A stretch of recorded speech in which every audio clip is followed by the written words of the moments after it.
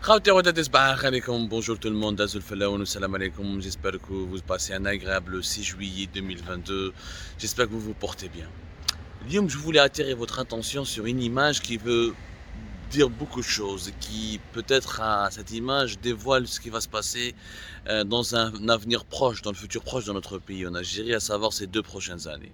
Une image qui veut son pesant d'or, comme on dit, ou là une image qui vaut très très cher, ou là une image qui en tout cas signifie beaucoup de choses. L'image hadith, c'est celle de Abdelmajid Tebboune, président de la République, chef de l'État, avec le chef d'état-major général général de corps d'armée, maintenant Saïd Chengriha, dans la même voiture qui défile au long de l'avenue de l'ALN à Alger, lors du géant, gigantesque défilé militaire qui a été organisé hier le 5 juillet 2022 à Alger. Regardez bien cette image, beaucoup de personnes, elle est passée peut-être inaperçue, mis à part les lecteurs avertis, les observateurs avertis, les connaisseurs du régime algérien, les connaisseurs des abysses du régime algérien, ils sont peut-être les seuls qui ont compris le sens caché de cette image. Pourquoi elle est bizarre et intrigante? Et qu'est-ce qu'elle signifie? D'abord, nous avons le chef de l'État. En Algérie, le chef de l'État, c'est lui le ministère de la Défense nationale et c'est lui le commandant des forces terrestres. Tebboune a perpétué la tradition de Bouteflika. Bouteflika a accepté de venir au pouvoir en 99 à condition qu'il obtienne le grade, le poste de ministre de la Défense nationale et de commandant premier des forces armées, et de commandant suprême des forces armées, parce que ce poste-là permet au président de la République d'asseoir son pouvoir sur l'armée, de contrôler l'armée et d'éviter éventuellement un coup d'État militaire. En Algérie, c'est un poste stratégique.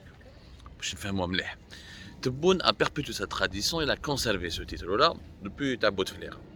Sauf que, en tant que ministre de la Défense nationale et commandant suprême des forces terrestres, normalement, le protocole, quand il va défiler pour saluer les forces militaires et les forces armées pour le début, en marge du défilé ou lors du déroulement des défilés militaires, normalement, le chef d'état-major me dit Shma.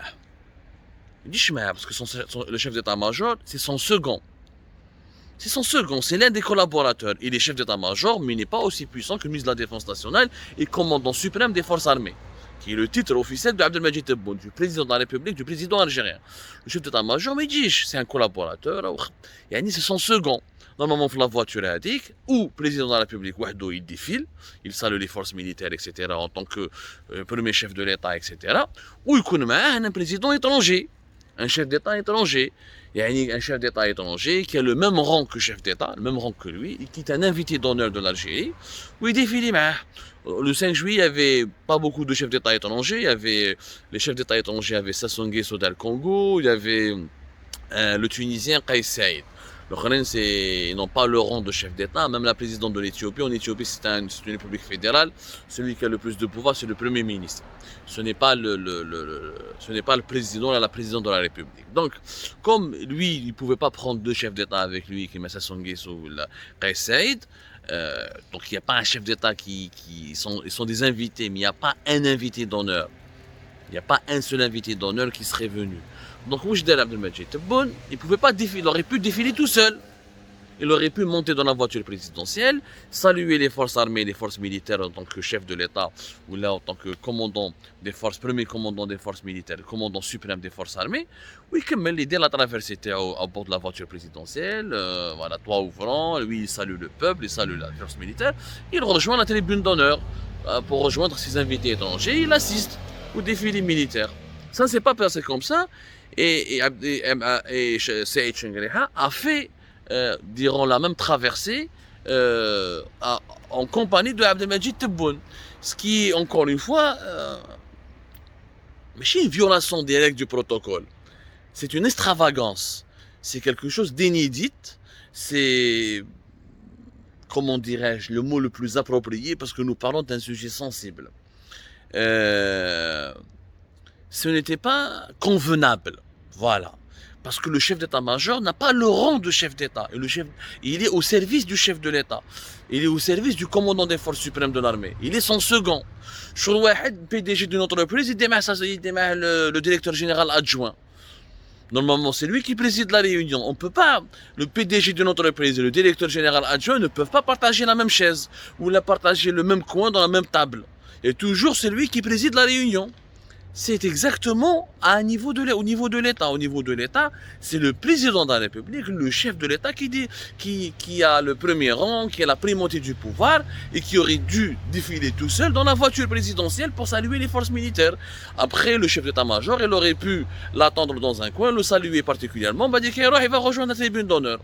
En réalité, cette cérémonie bizarroïde sur le plan protocolaire a un sens politique très fin. En fait, Abdelmajid Tebboune a tenu à ce que Chenguereha soit avec lui, et Chenguereha a tenu à ce que lui partage aussi la voiture présidentielle, mais Abdelmajid Tebboune lors de ce défilé militaire, pour marquer leur alliance, pour marquer la nouvelle profondeur de leur alliance, et pour dire que Tebboune compte beaucoup sur Chenguereha, et que c'est Chenguereha qui est représentant de l'armée est fidèle à Tebboune. Qu'il y a un pacte sacré d'alliance entre Tebboune et Chenguereha. Et que maintenant Tebboune et Chenguereha forment le véritable duo qui détient le pouvoir en Algérie. Et cela signifie quoi? Cela signifie que le deuxième mandat est quasiment garanti pour Abdelmajid Tebboune.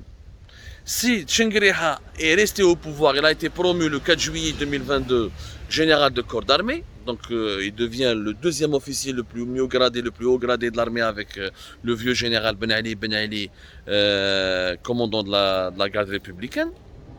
Le lendemain, 5 juillet, il défile aux côtés du président de la République à bord d'une voiture présidentielle et il défile au même rang pratiquement que le président de la République. Il le soutient, il se salue, il s'embrasse, il se prennent dans les bras, etc., etc. Cela signifie que Chenguereha a été officiellement réhabilité alors qu'il était sur la sellette depuis l'affaire des révélations fracassantes et de Hermet Bonouera en janvier 2022. Chenguereha a disparu un petit peu des radars durant les 3-4 derniers mois et se faisait très très discret. Ces derniers temps, Chenguereha, dans toutes les interventions médiatiques qu'il avait effectuées et dans les éditoriaux de la revue Le Djish, etc., il ne cessait de jurer et de remercier le président Abdelmajid Tebboune et de lui rendre hommage et de saluer son bilan et de lui apporter son soutien, etc. Le discours qui a été prononcé lors de la cérémonie de la remise des grades le 4 juillet dernier, avant le défilé militaire du 5 juillet au Palais du Peuple, la même chose, Chenguereha n'a pas tari d'éloge sur Abdelmajid Tebboune. En échange, Abdelmajid Tebboune donne une promotion à Chenguereha, le maintient dans son poste de chef d'état-major, alors qu'il y avait beaucoup de sources et de spéculations qui annonçaient, et de rumeurs qui annonçaient le départ immédiat ou le départ imminent de Chenguereha, Saïd Chenguereha, la venue d'un nouvel chef d'état-major, parce qu'il serait affaibli depuis l'époque de Hermet Bonouera, ces révélations, et puisqu'on avait même dit qu'il y a un troisième pôle au sein du pouvoir algérien qui a émergé, c'est celui des officiers généraux des années 90, les fameux général Toufi, Khaled Nazar, Mehna Djebbar, général Hassan, etc., qui devaient revenir en force et qui devaient faire l'arbitrage et permettre à Tebboune éventuellement de briguer un deuxième mandat et de rééquilibrer le pouvoir, bien la présidence et l'état-major de l'ANP. Finalement, il n'en fut rien. Finalement, Tebboune a préféré négocier encore avec Chenguereha, lui renforcer son pouvoir, miser sur lui, faire un pari sur lui, renforcer son alliance avec lui. Comme ça, les deux hommes sont devenus les deux pôles les plus importants du régime. D'ailleurs, vous allez remarquer une chose très importante, ce 5 juillet, on attendait la nomination d'un nouveau patron, d'un nouveau coordinateur, enfin d'un coordinateur des services secrets algériens. Il n'y a pas eu de nomination d'un coordinateur des services secrets algériens. Depuis 2019, les services secrets algériens n'ont pas de patron. Ils sont totalement divisés. L'intérieur, il a son propre patron. L'extérieur, il a son propre patron. Ou la DGLS, le nouveau service de renseignement, mais il n'a pas visiblement ni les équipements, ni les atouts, ni les prérogatives nécessaires pour s'imposer comme étant le service de renseignement le plus puissant. Donc les services de renseignement sont totalement morcelés et divisés. Le pouvoir maintenant, il est entre les mains de qui? De Chenguereha et de Tebboune. C'est la première fois de l'histoire de l'Algérie où le pouvoir algérien, il a une double tête. Il y a une dualité.